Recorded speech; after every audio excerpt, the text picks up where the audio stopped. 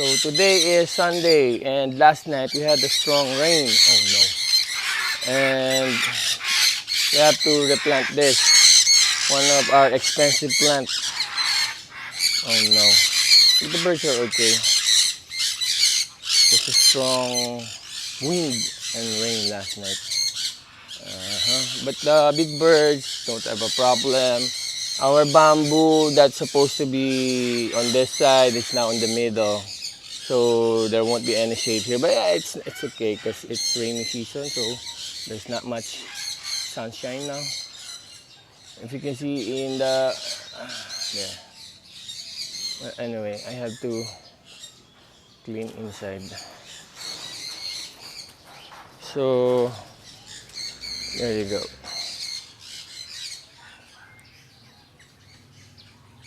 So what do we do on Sunday? Every Sunday, what we do is we clean the pathway, because the seeds that the good seeds that the birds don't eat that falls on the ground, the local birds will, make a mess.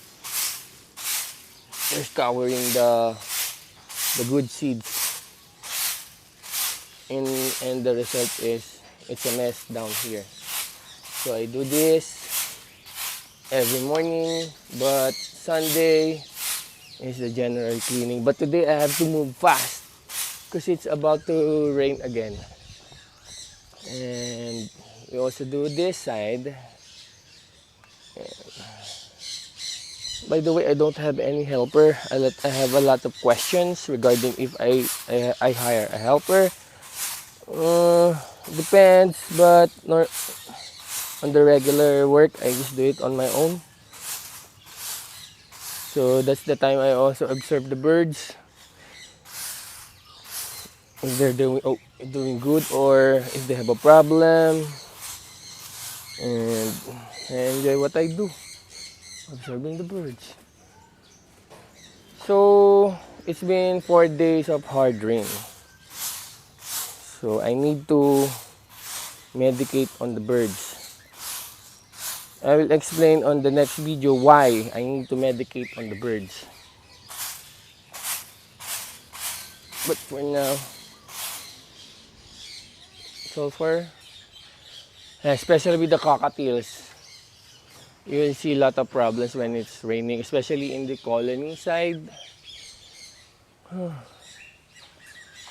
But for the big birds, the rain is not a problem.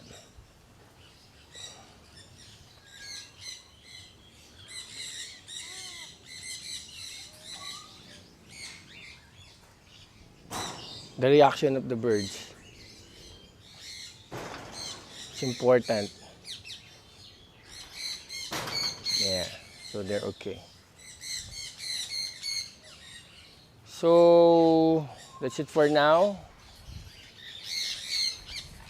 I will prepare the medication and I'll do another video regarding that.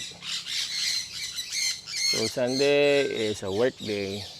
Well, only in the morning. Only in the morning, but it's really getting dark. And it's only 8 o'clock in the morning. Good morning everyone, and happy bird keeping.